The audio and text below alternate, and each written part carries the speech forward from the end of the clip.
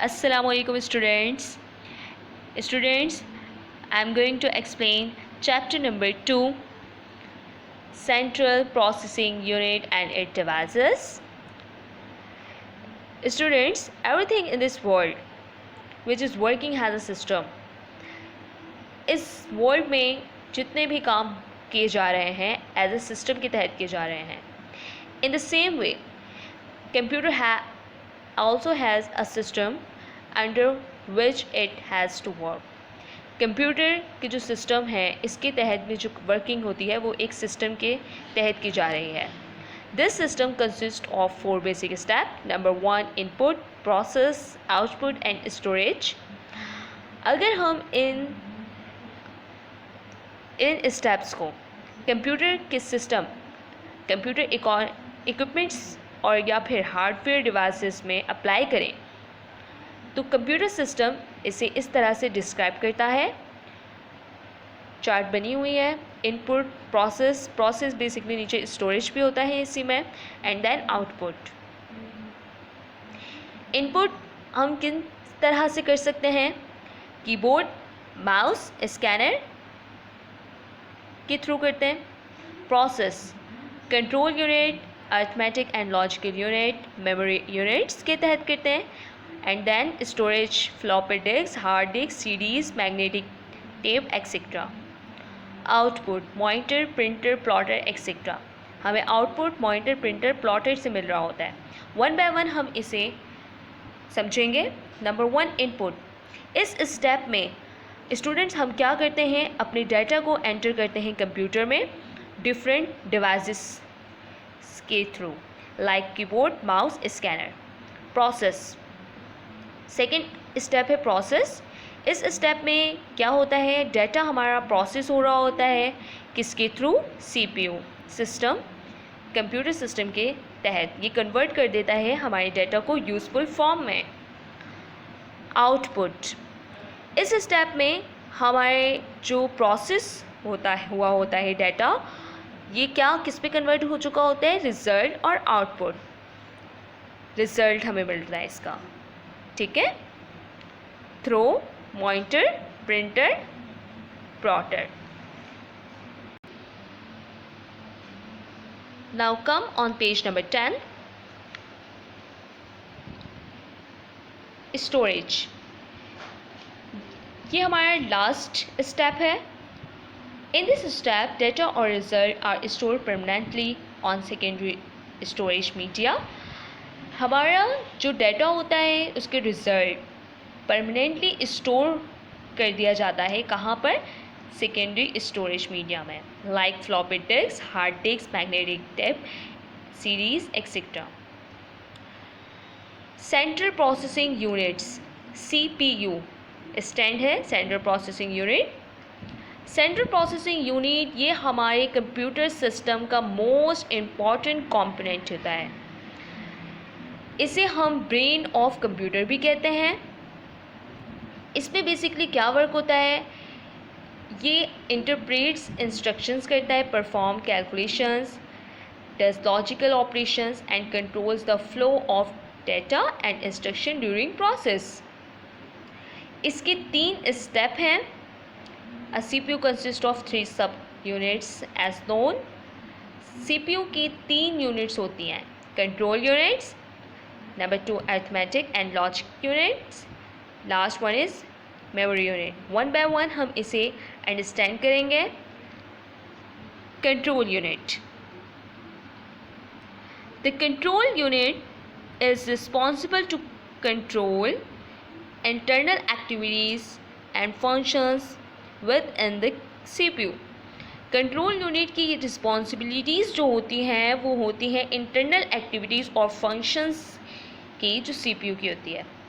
It also control the external devices outside the CPU. Okay. ये instructions को receive करती है इसकी मेमोरी में, यूनिट में, और आफ्टर इंटरप्रेटिंग द इंस्ट्रक्शंस और उसके बाद it directs the specific component of the computer system to perform the required data processing operations. Okay students, now come on page number 11. Arithmetic and logic unit. The arithmetic and logic unit acts like a calculator. ये जो act कर रहा होता है as a calculator की तरह करता है। इसकी रिस्पॉन्सिबिलिटीज़ जो होती है वो ऑपरेशंस मैथमेटिकल की होती है, like addition, subtraction, multiplication, division etcetera. It can also identify whether a number is positive, negative or equal to 0 and can compare two numbers to determine which number is greater than, equal to or lesser, understand, than the other number.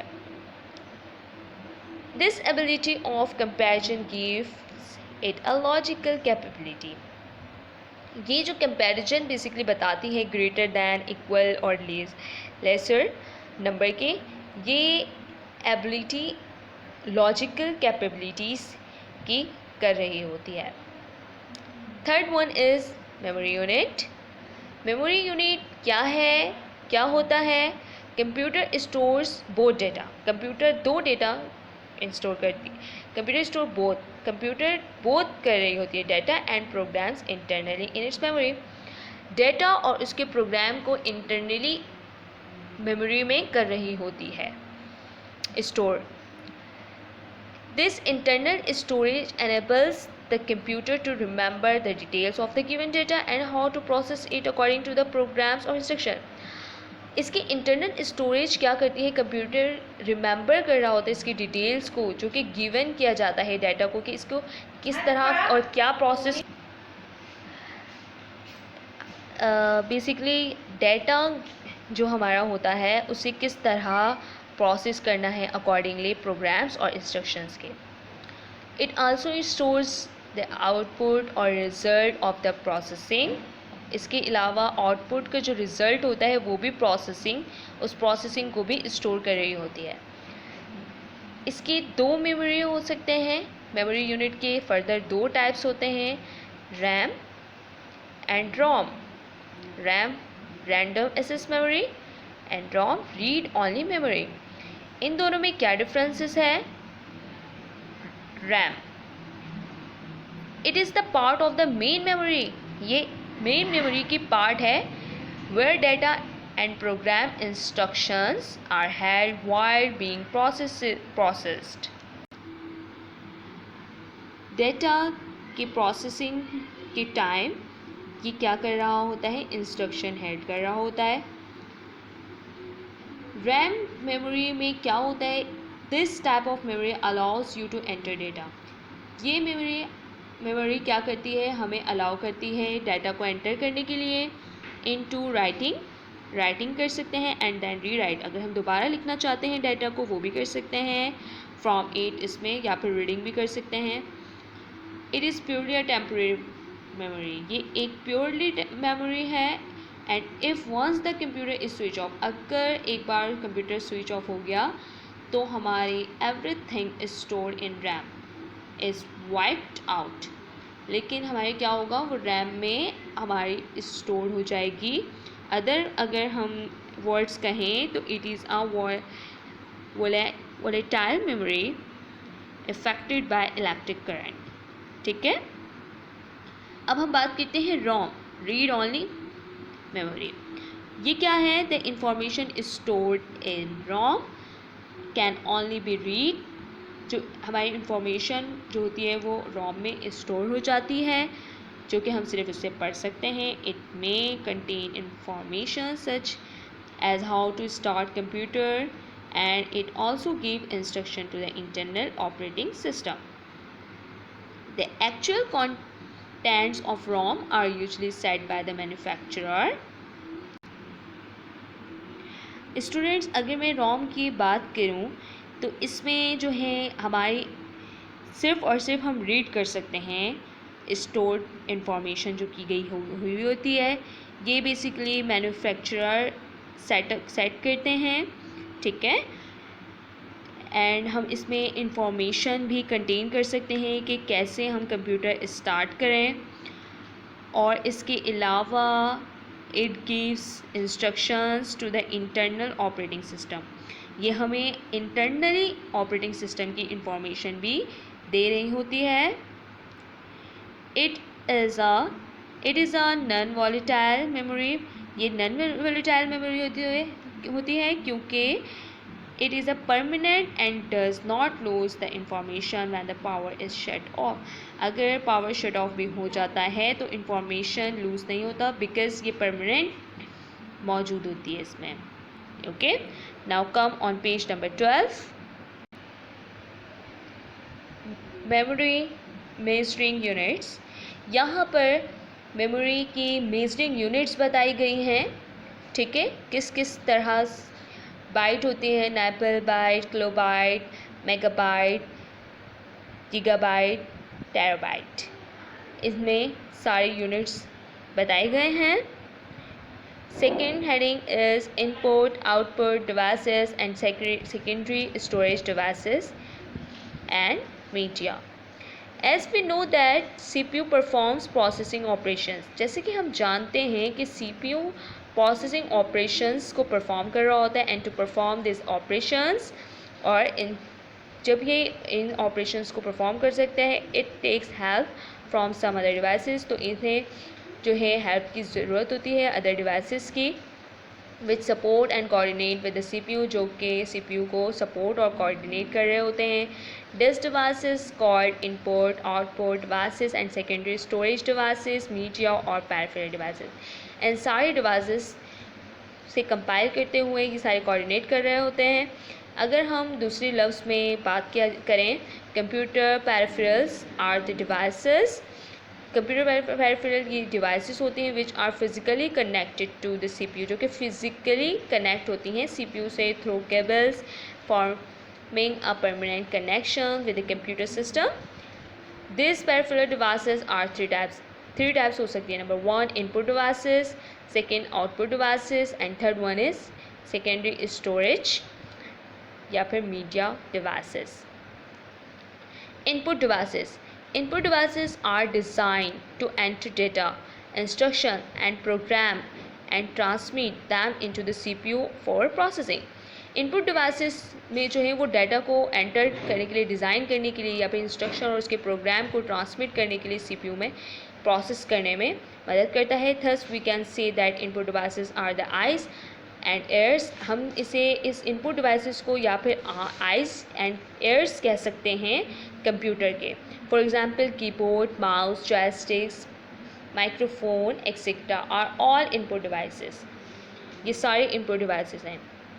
इसी तरह keyboard, all computer systems have attached to them a device resembling an electronic typewriter as known as keyboard.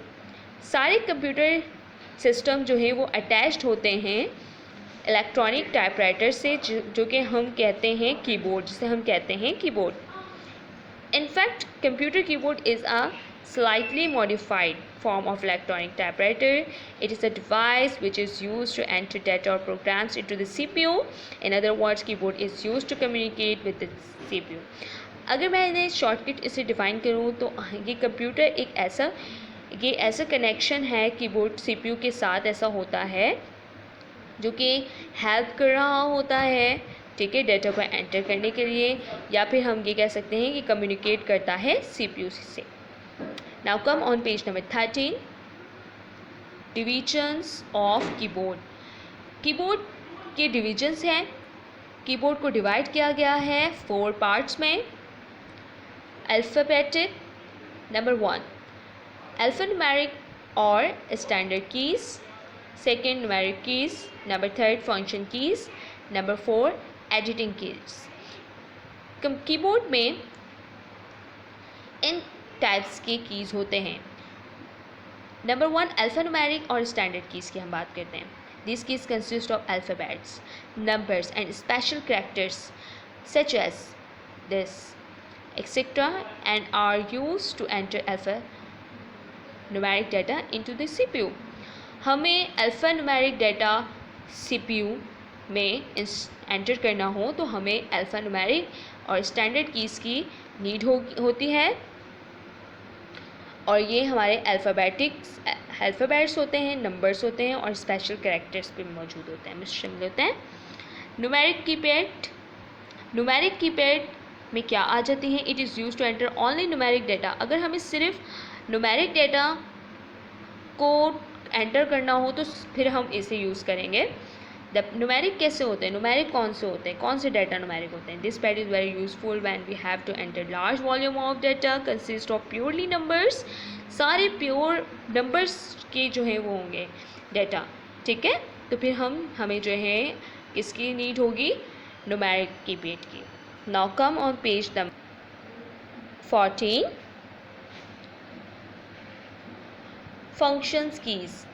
Function keys कौन से होते हैं?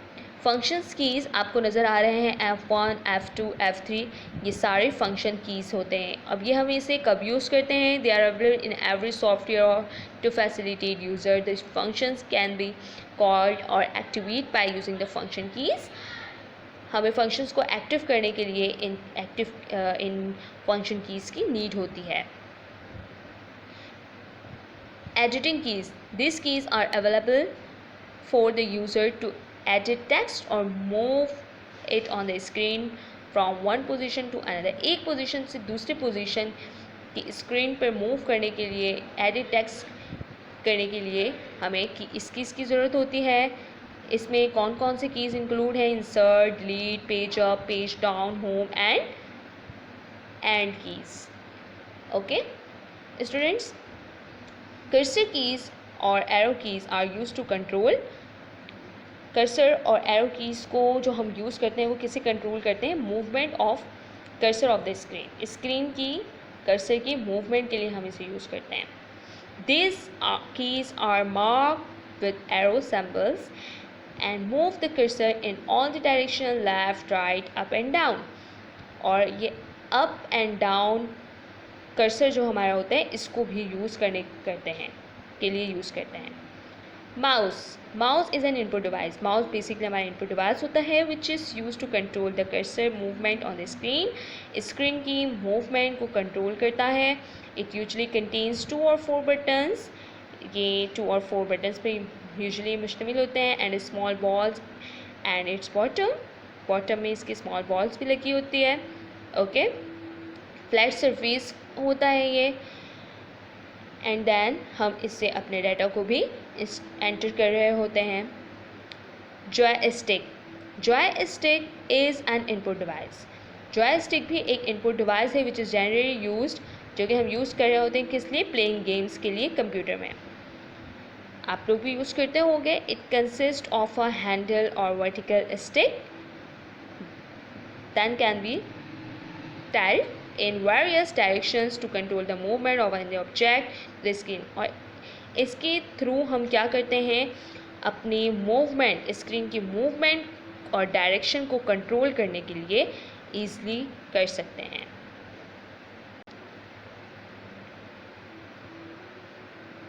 इसके अलावा further it has few push buttons. इसके कुछ बटन्स भी होते हैं पुश करने के लिए, जो कि jumping, firing according to the game software के लिए हम यूज़ कर रहे होते हैं।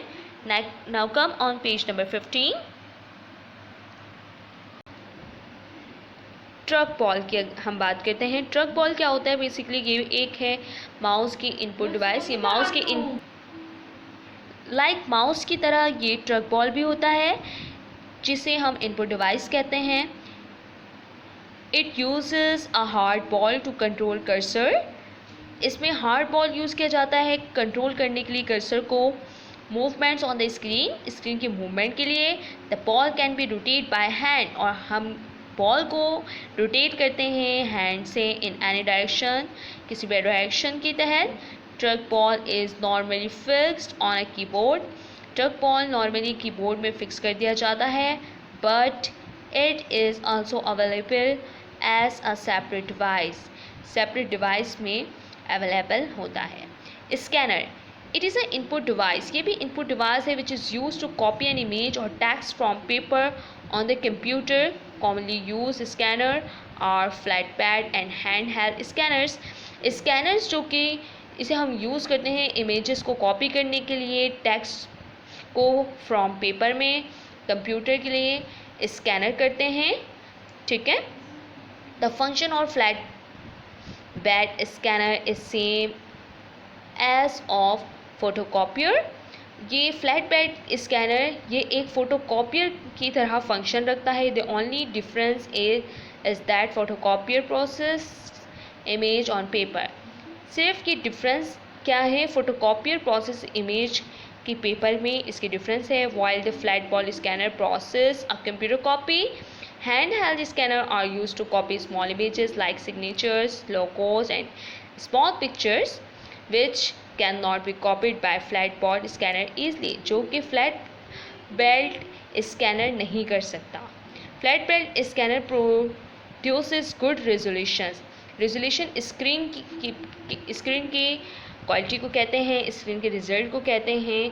ठीक है, इसकी गुड रेजोल्यूशन होती है than the hand held scanner. Hand held scanner के मुकाबले में रिजोल्यूशन इज़ द क्वालिटी और अमाउंट और detail which can be discovered by the scanner. If the resolution is good, the image will be sharp and bright. अगर screen की resolution sharp और bright होगी तो इमेजेस की भी गुड होगी.